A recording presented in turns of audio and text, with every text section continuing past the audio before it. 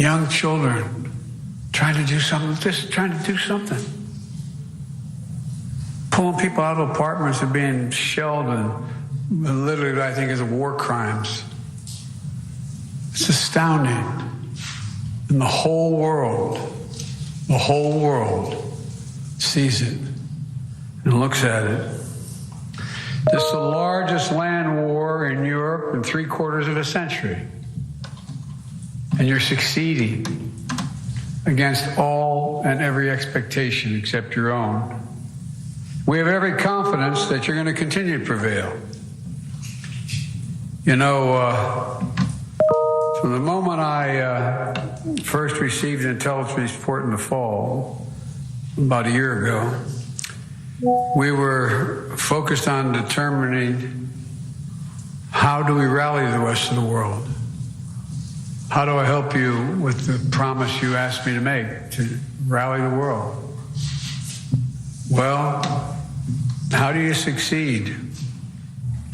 How do you get a world to respond to a prosperous economy, a confident democracy, a secure and independent state? When United Americans of all political backgrounds decided that they would step up. American people know it matters. Unchecked aggression is a threat to all of us. We built a coalition of nations from the Atlantic to the Pacific, NATO to in the Atlantic, Japan in the Pacific. I mean, across the world. The number of nations stood up over 50. Help Ukraine defend itself with unprecedented military, economic, and humanitarian support. We united the leading economies of the world to impose unprecedented costs that are squeezing Russia's economic lifelines. Together, we've committed nearly 700 tanks and thousands of armored vehicles, 1,000 artillery systems, more than 2 million rounds of artillery ammunition, more than 50 advanced launch rocket systems, anti-ship and air defense systems, all defend Ukraine, and that doesn't count the other $500 million we're announcing with you today and tomorrow. That's going to be coming your way. And that's just the United States in this piece. And just today, that announcement includes artillery ammunition for HIMARS and howitzers, more javelins, anti-armor systems, air surveillance radars to help protect Ukrainian people from aerial bombardments. Later this week, we will announce additional sanctions against elites and companies that are trying to evade sanctions and backfill Russia's war machine. And thanks to bipartisan support in Congress, this week we're delivering billions in direct budgetary support, which the government can put to use immediately and help provide for basic services of citizens. The cost that Ukraine has had to bear has been extraordinarily high, and the sacrifices have been far too great. They've been met, but they've been far too great. We mourn alongside the families of those who've been lost to the brutal and unjust war. We know that there'll be very difficult days and weeks and years ahead. But Russia's aim was to wipe Ukraine off the map. Putin's war of conquest is failing. Russia's military has lost half its territory it once occupied. Young, talented Russians are fleeing by the tens of thousands, not wanting to come back to Russia. Not just fleeing from the military, fleeing from Russia itself, because they see no future in their country. Russia's economy is now a backwater, isolated and struggling. Putin thought Ukraine was weak and the West was divided. As you know, Mr. President, I said to you in the beginning, he's counting on us not sticking together. He was counting on the inability to keep NATO united. He was counting on us not to be able to bring in others on the side of Ukraine. He thought he could outlast us. I don't think he's thinking that right now. God knows what he's thinking, but I don't think he's thinking that. But he's just been plain wrong. Plain wrong. And 1 year later, the evidence is right here in this room. We stand here together. Mr. President, I'm delighted to be able to repay your visit to our country. In Washington, not long ago, you told the Congress, quote, "We have no fear, nor should anyone in the world have it," end of quote. You and all Ukrainians, Mr. President, remind the world every single day what the meaning of the word courage is. From all sectors of your economy, all walks of all life. It's astounding. Astounding. Remind us that freedom is priceless. It's worth fighting for as long as it takes. And that's how long we're going to be with you, Mr. President, for as long as it takes. We'll do it.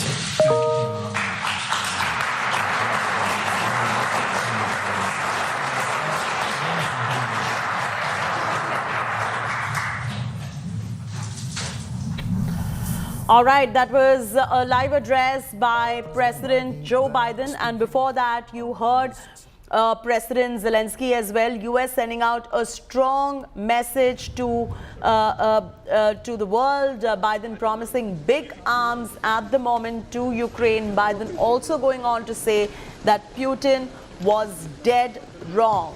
Putin thought he could outlast us. That's what he says, but he was dead wrong. Biden is in Kyiv ahead of the war anniversary, and a big message going on to Vladimir Putin right there. And you heard Putin and Zelensky's address both right there.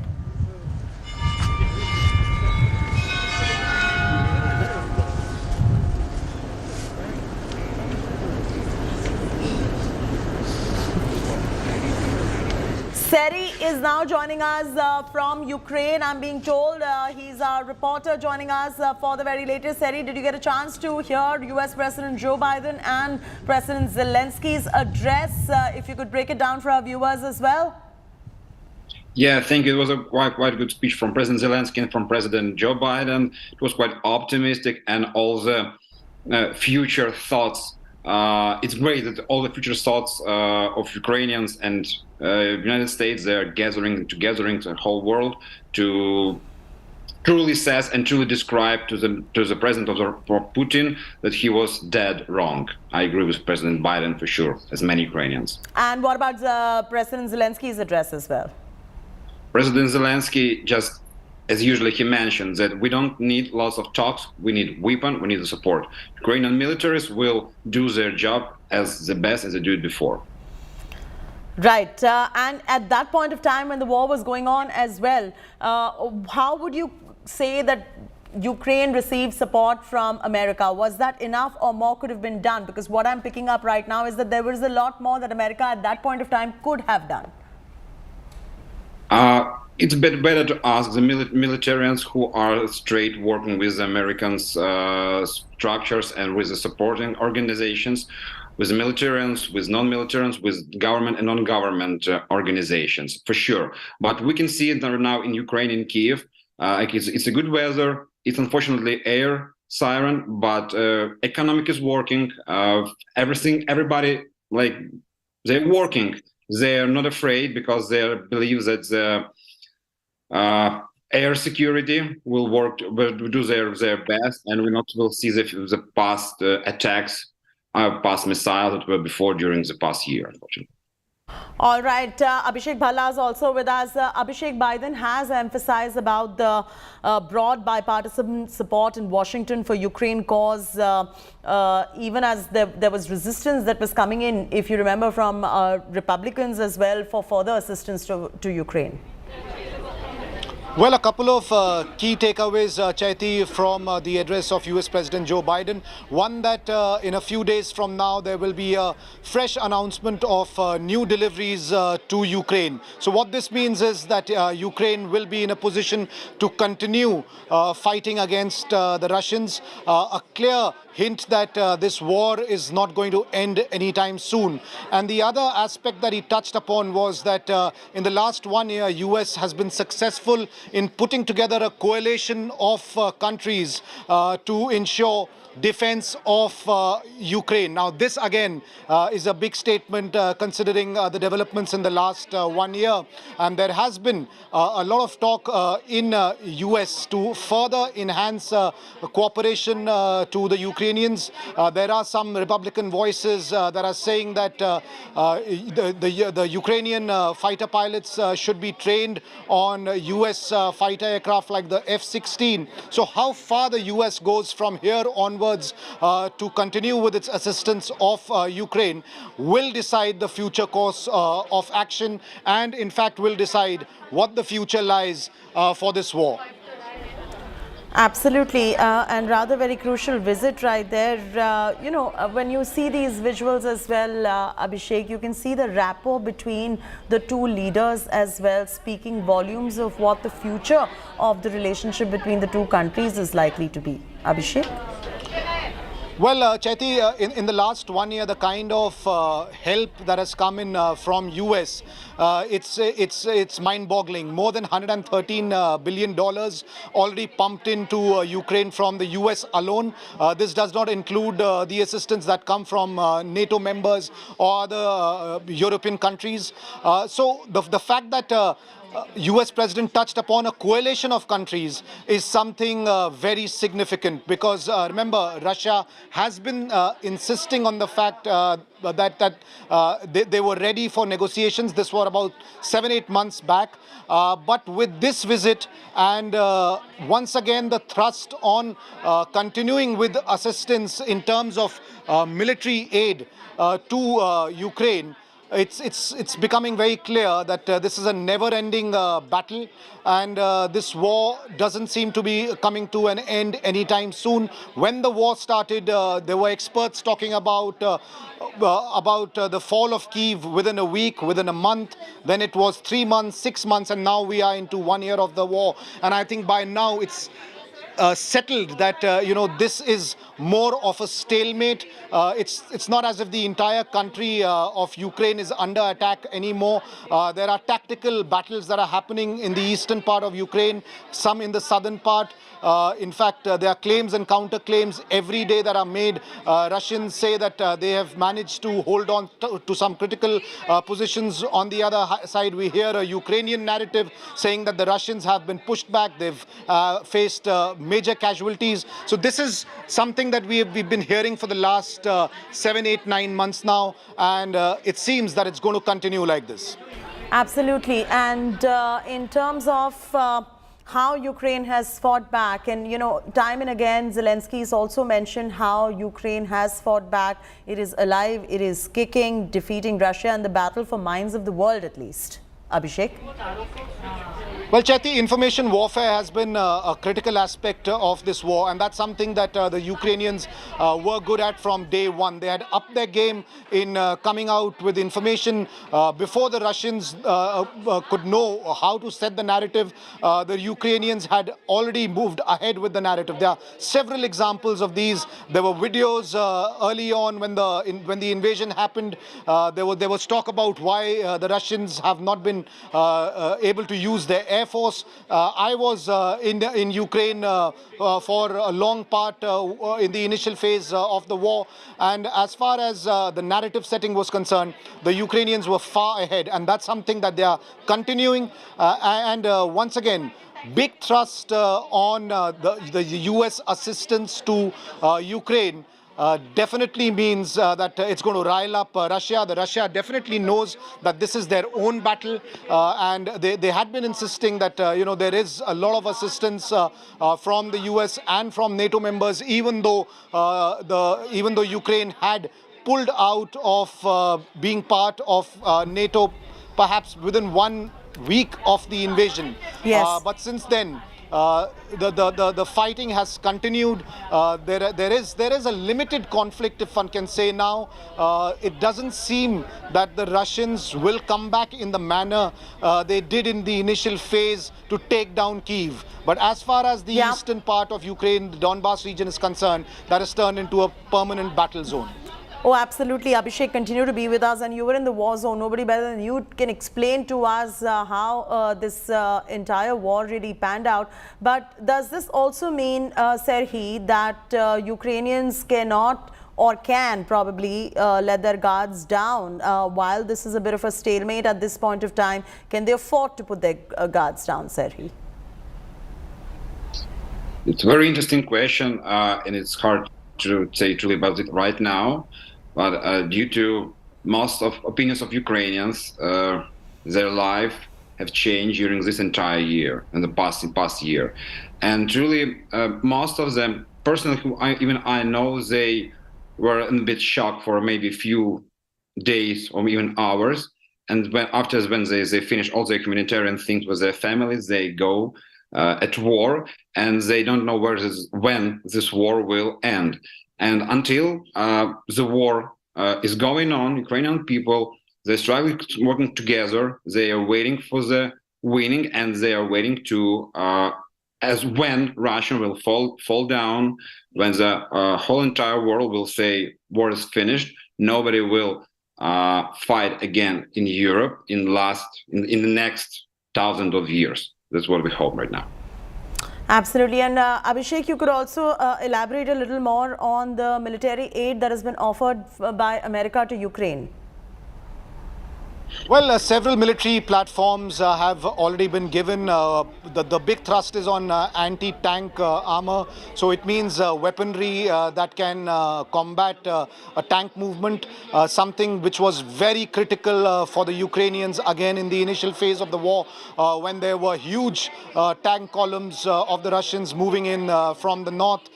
It was the anti-armor weaponry that the Ukrainians had, which has been extremely critical in the war. So more deliveries of such weapons is expected. Artillery systems and ammunitions for artillery guns is another critical aspect that will be delivered as promised by Joe Biden. Surveillance equipment, extremely critical, because it's the pinpointed surveillance that leads to the Ukrainian forces getting information about any advancements, mobilization, movement of the Russian forces that helps them to carry out an offensive. Drones is another very important factor which the Ukrainians have used in this war, both sophisticated drones as well as rudimentary kind of drones that were put to extremely good use by the Ukrainians. So all these kinds of weapon systems and ammunition is what the Ukrainians have been asking for, and the US has promised to deliver them. Abhishek Bhalla, continue to be with us. Abhishek is getting us all the latest when it comes to the artillery ammunition, anti-armor system, the air surveillance radars, and the aid that the US has time and again been providing to Ukraine as well. We're being joined by Victoria. She is an MP from Ukraine on this broadcast. Victoria, my first question to you is your reaction to this surprise visit. Has it caught all of you in Ukraine off guard that President Joe Biden has come to visit Kyiv? We were all hoping for the last year, and actually previous years as well, that President Biden will pay a visit to Ukraine. But of course it came as a surprise to all of us, and it's quite symbolic, as today is the day when we commemorate those people, Ukrainians, who lost their lives during the Revolution of Dignity back in 2014. And on this day, actually, the Russian war against Ukraine started, when they started invading and occupying Crimea and Donbas. So it's a good sign. It's a right time for the president to come. No, and in terms of the military aid that the US has offered, is Ukraine satisfied, thankful? What are your thoughts on the kind of support that is coming in from the US as well? Because he also said that we will be announcing additional sanctions against elites and companies that are trying to evade or backfill Russia's war machine. And that's a very important statement coming in from the White House at this point. Yes, indeed. And I actually remember the words that President Biden was saying before the full-scale invasion. You remember about those sanctions, the crucial ones that would be imposed on Russia, and not all of them being actually imposed till today or till recently. So we hope that the United States will become even stronger when it comes to the sanctions, and will recognize Russia as the state sponsor of terrorism. That will be of a great help. Of course, the war machine, it has to be stopped through the sanctions, but most importantly, it's the weapons. As you mentioned, we appreciate all the help we're getting, but what we definitely need to win this war this year is we need a long-range artillery. We need a long-range capabilities that will allow us to hit the launchers, and we would also need F-16 fighter jets to combat all the challenges that we are dealing with almost on a daily basis when it comes to the war of Russia against Ukraine. Right. And I just want to bring in Abhishek for a moment. Abhishek, you heard Victoria right there as well in terms of what Ukraine really needs at this point of time. Has that been covered in terms of tracks by America, or is there still that will be done going forward, given that their requirements are quite elaborate even now in the midst of the tensions that prevail with Russia?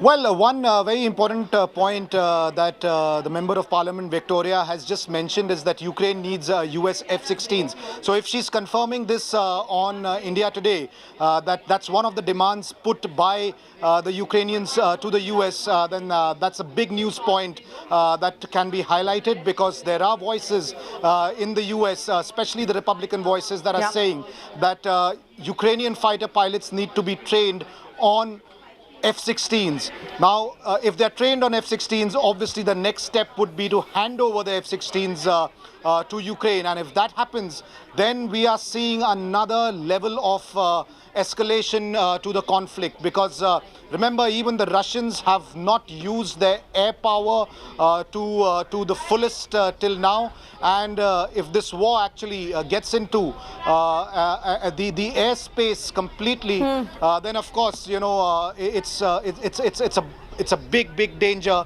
And in fact, that's what experts say, is that that's one of the triggers for a nuclear war as well, because if you have air assets from both sides, flying over each other's airspace, carrying out attacks, that could be a trigger for the nuclear war. So if it's a confirmation from the MP that they have in fact asked for the F-16s, maybe we can ask her to once again clarify that. Yes, is it Victoria, one of please clarify. Please clarify. Abhishek has asked you. You have to clarify if your demand for F-16 is an official demand coming in from Ukraine to the US. Yes, I think it's important, because I was surprised that you've introduced me as an MP. I'm a former MP. I was in the previous convocation. We stand to be corrected. On behalf of India Today, we stand to be corrected. National Center for Ukrainian Victory. And it is our position, it's the position of a lot of people in Ukraine, that in order to fight this war and win this war, we definitely need the jets. I want to actually use the counter argument about the nuclear escalation. I'm sorry, but we're already dealing with a nuclear terrorist, Russian state that took over one of the biggest nuclear power plants, and the threat from that particular plant is considerably higher versus, for example, tactical nuclear weapon if Russia decides to use it. So let's not overreact to already quite a challenging situation here in Ukraine when it comes to nuclear subject in particular. Okay, so we'll continue bringing you more on this story, and of course Abhishek Bhalla continues to be with us, Serhi continues to be with us, and Victoria, the former MP, thank you very much for joining us and taking the time out for this broadcast as well. I'm compelled to take a very short commercial break. We'll continue with the story in moments from now.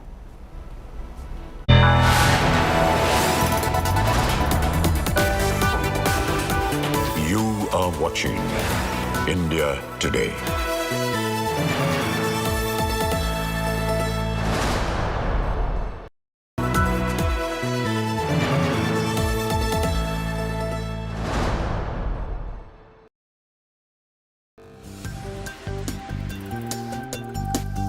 All successful people worked hard, nothing comes easily. Sometimes you need to just cross that mental barrier. Once I come in, काफी process oriented. stark difference. मैं जब दोनों medal को ले रहा था और मैं बोल रहा था कि दो ही हमारे पास मेडल है इंडिया में और दोनों आज मेरे हाथ में हैं. The very fact that you're opening the India Today conclave with a session on Olympic sport tells me that we've made progress.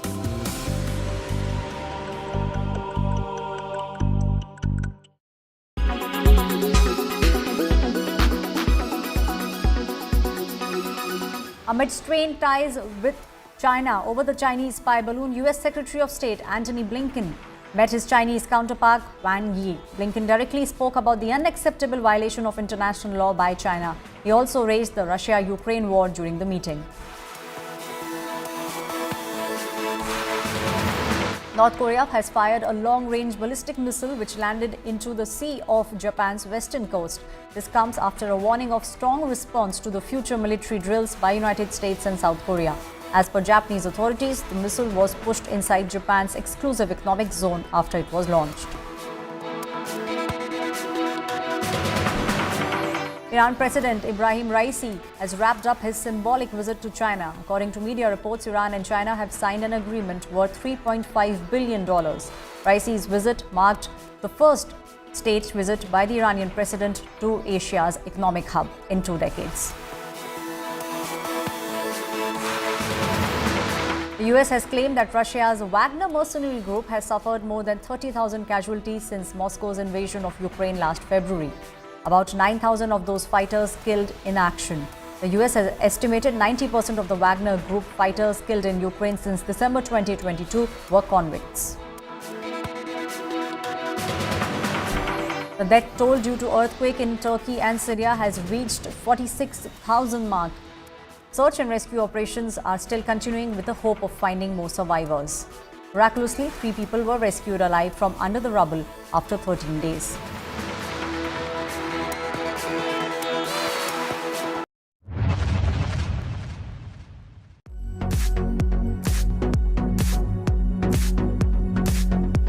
Bonnie Kapoor took to social media to announce that the biography on his late wife and actress Sridevi is in the works and will release later this year.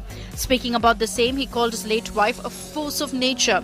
Titled as The Life of a Legend, the book will feature the key aspects of Sridevi's life and career. It will be published by Westland Books. The actor had passed away in 2018, leaving a void in the industry. And on her 5th death anniversary, her popular film English Winglish is set to release in China. The drama marked Sridevi's comeback to films after a long hiatus of 15 years. English tuition? I can come in? You may not. You need to ask, may I come in? English Winglish had gone on to become India's official entry to the Academy Awards in the Best Foreign Language Film category for 2013.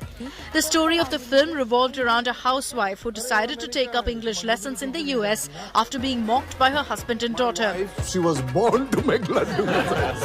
I, Shashi, from the India. No, Sashi, not from the India.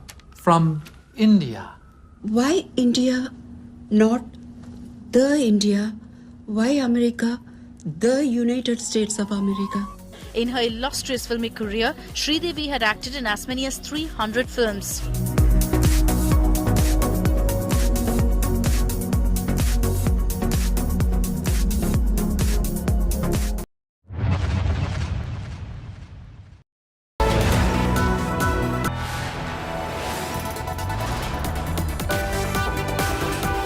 You are watching India Today.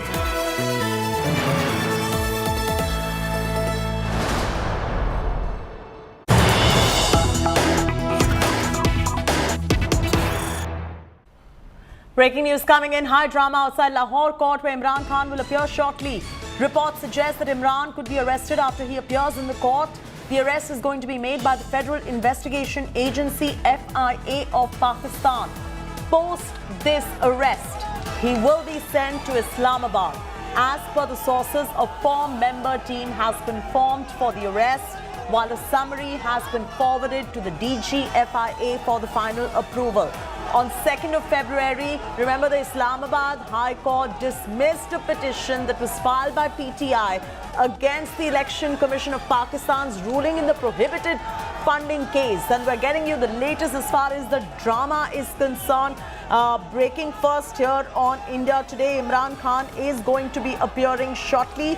We will cut live to those visuals as well and bring you up to speed with the very latest on this story. But for now, breaking news is about the high drama outside Lahore court where Imran Khan is going to be appearing in moments from now, viewers. Reports are suggesting that Imran could be even arrested after he appears in court. It's a wait and watch for now. The arrest is going to be made by FIA of Pakistan. FIA stands for the Federal Investigation Agency. After the arrest, he's going to be sent to Islamabad. So that's the breaking news coming in. We've got more breaking news coming in, cutting straight across to it.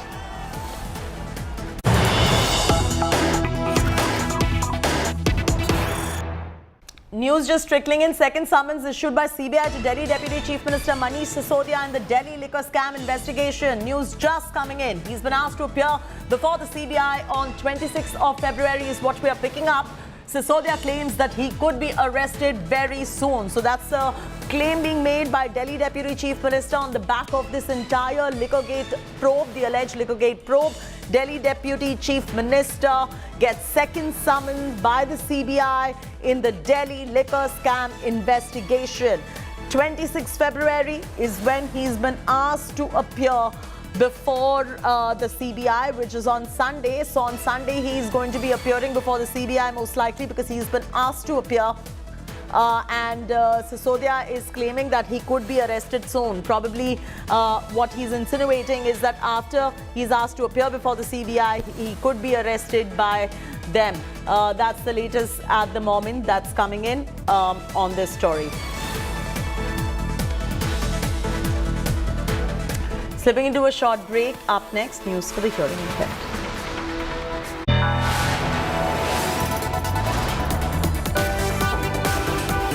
You are watching India Today.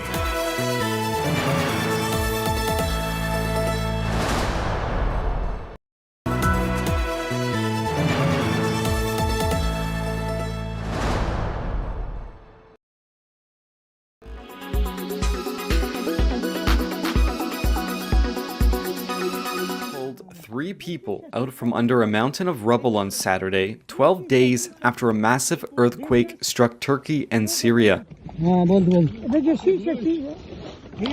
This man, seen pinned beneath the wreckage, as well as his wife and child, were found alive in the collapsed building in Hatay, the southernmost province of Turkey.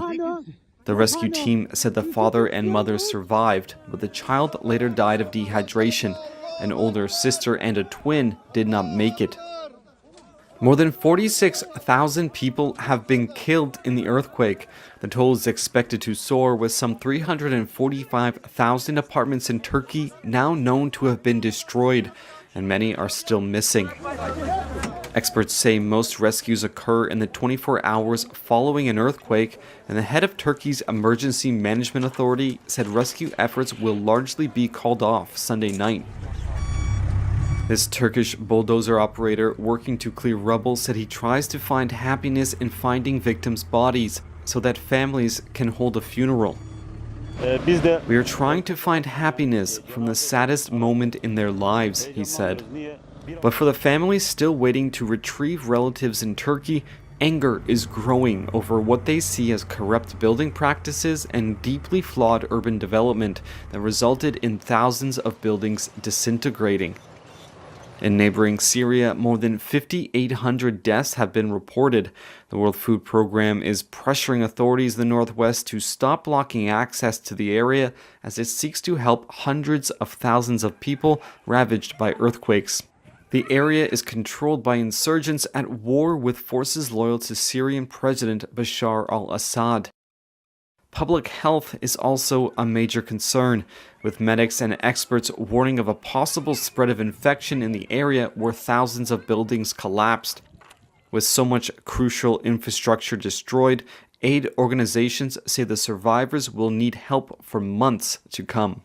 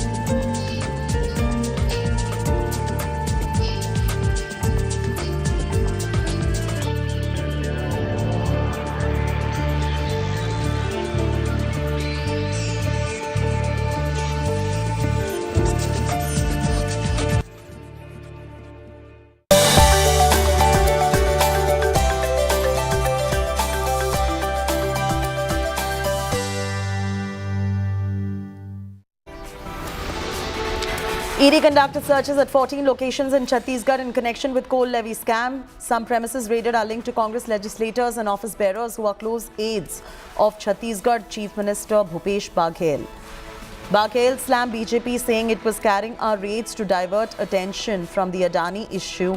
BJP said probing agencies only act after due diligence.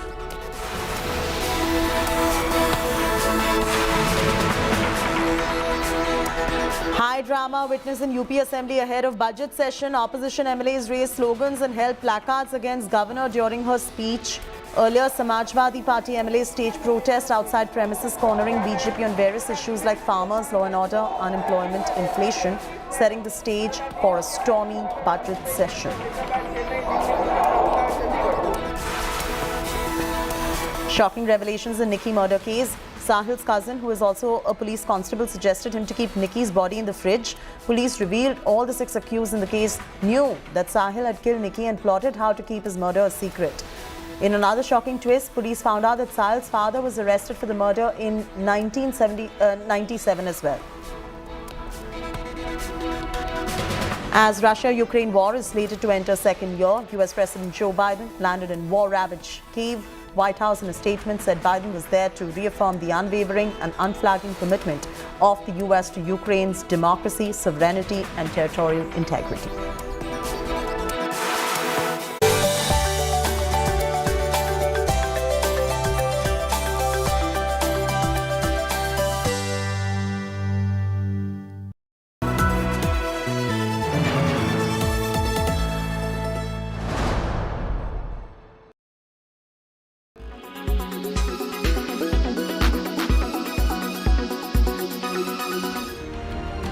As the Ram Mandir rises in Ayodhya, Uttar Pradesh. In Karnataka too, the Bommai government is on a temple run. Just ahead of the assembly polls, the Chief Minister announced the construction of a majestic Ram temple in Ramnagara. The big announcement was made in the budget speech on Friday. The temple will be built across 19 acres in Ramadevara Beta on the lines of the Ram temple in Ayodhya. Considering the importance of Rama, during his exile, he has lived in Ramnagara, Ramadevara Beta. It is very important historically and for all good reasons, since it has been named as Ramanagara after Rama. Has presented an excellent budget with a long term of development forecast for the year 2023-24. Several measures has been taken in this budget to double the income of farmers as desired by our party. Many schemes have been proposed for the development of the poor, weaker sections, women, a president youth of the state. The opposition Congress is not impressed, claiming that it has constructed many temples in the state already. One was expecting that this being the last budget, signing off budget, the Chief Minister and the government of the day will do some repenting of the last 4.5 years. But sadly, this government has remained and does remain still a 40% government. This election season in Karnataka appears to be Ram ke naam. Bureau Report, India Today.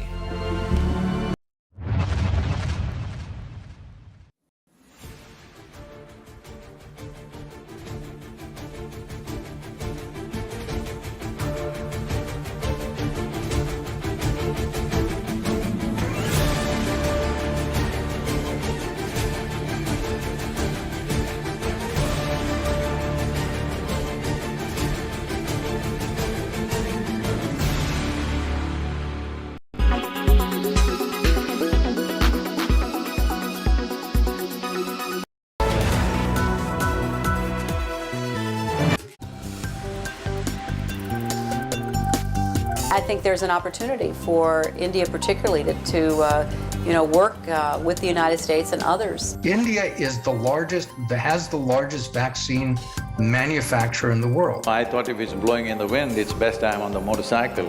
And I did 15,000 kilometers in 36 days. Rich countries have a particular obligation to exercise their investment in innovation. I believe that global business has the money and the power. Improvements in the way we understand the importance of education and healthcare.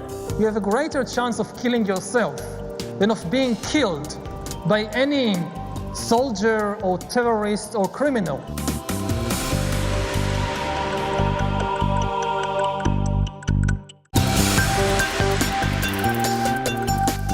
All successful people worked hard, nothing comes easily.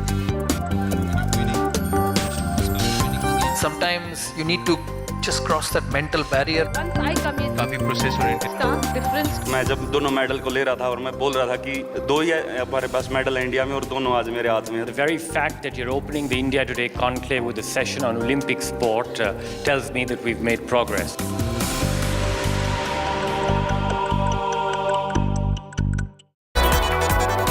LIC हर पल आपके साथ. Buda jeans company, Planet easy.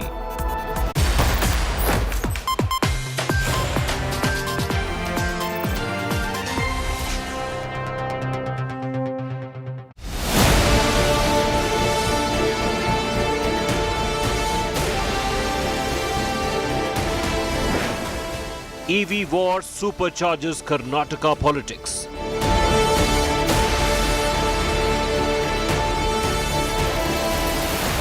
Ola inks pact with Tamil Nadu.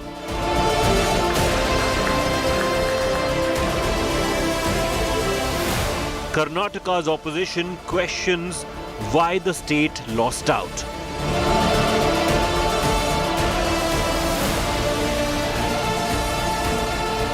Industry honchos question Bombay government.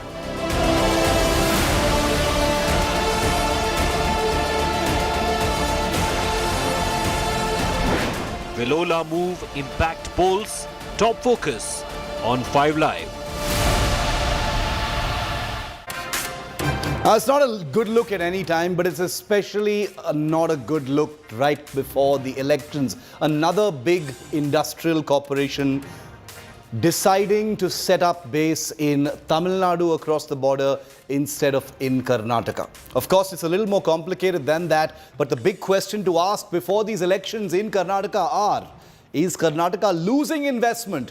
Is it losing the chance of employment? Is it losing the faith and belief of companies looking to establish their bases who are now choosing Tamil Nadu over Karnataka? What is the reality? What are the facts? I'm going to get into that. I'm Shiv. This is 5 Live. These are the headlines. Uddhav launches scathing attack on Shinde over symbol controversy, says Ram's Dhanush cannot be held by Ravan. Calls for dissolving election commission. Big controversy over the Congress's Gautam Das attack on Prime Minister Modi. Pawan Khera, spokesperson, down to name-calling, insults Prime Minister Modi and his father. BJP says Congress stooping to new niche levels. Remember, Pawan Khera explicitly endorses what Mani Shankar Iyer has been saying for many years. जब Narasimha Rao ji JPC बना सकते थे, जब Atal Bihari Vajpayee ji JPC बैठा सकते थे, तो नरेंद्र दामोदर दास मोदी को क्या प्रॉब्लम? गौतम दास है Damodar sorry. CBI summons Manish Sisodia again on February the 26th in the Delhi liquor scam probe. Sisodia claims he could be arrested soon. Big diplomatic escalation amid the Russia-Ukraine war. US President Joe Biden makes surprise visit to war-torn Kyiv, sends out a strong message to Putin. Ex-Pakistan Prime Minister Imran Khan likely to be arrested today, arrested after he appears in the Lahore High Court. Imran likely to be sent to Islamabad post his arrest. Tensions rise in Lahore.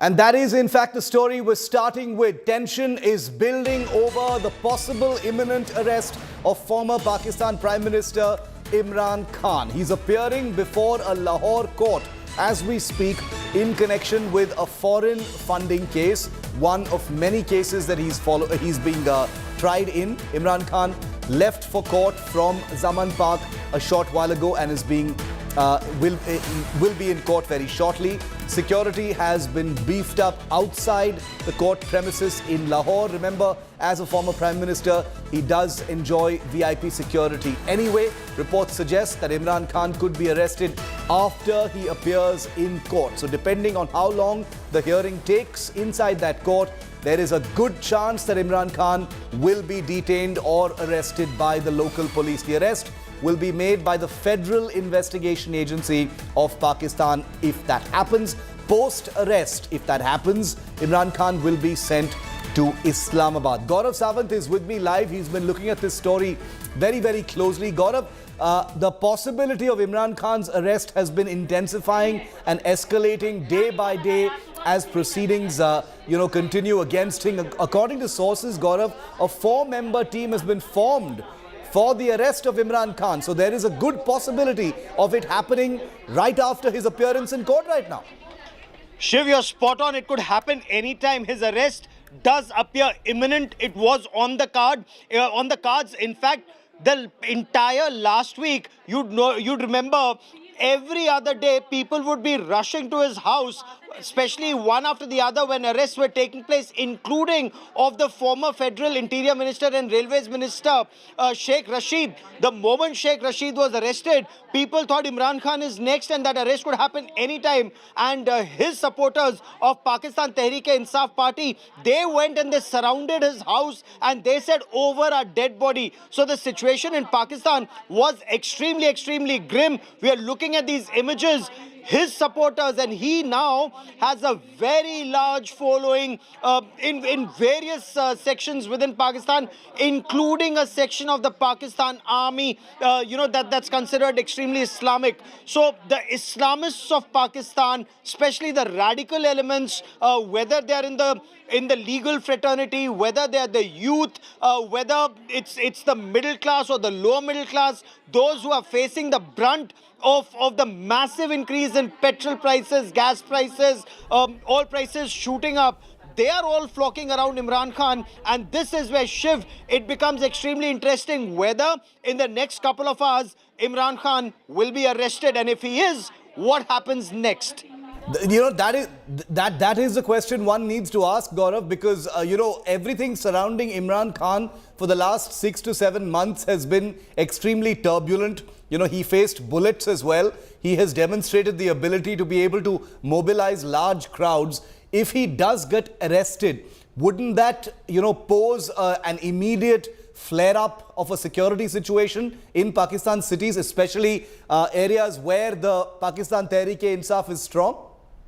Shiv, it could well do that because Pakistan is facing a huge crisis. So Pakistan is facing an economic crisis. It's facing, a political crisis as we are looking at these images. Pakistan is also facing a military crisis.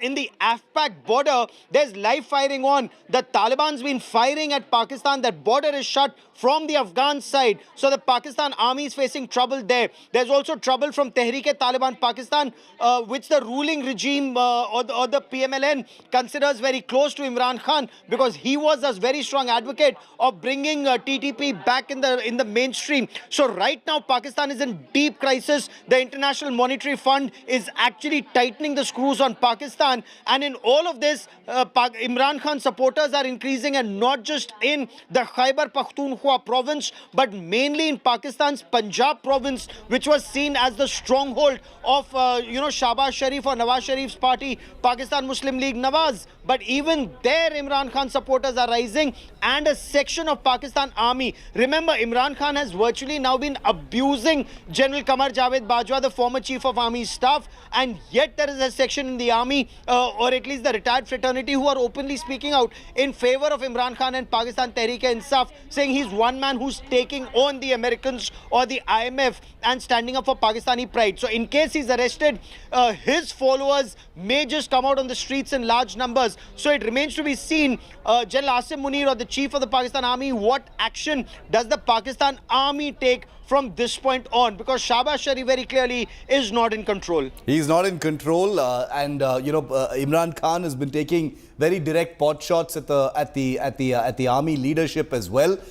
These are images coming in from Ari News, which is a local TV station in Pakistan, of ex-Prime Minister Imran Khan appearing in court. He left from the Zaman Park area where he's staying in Lahore a short while ago.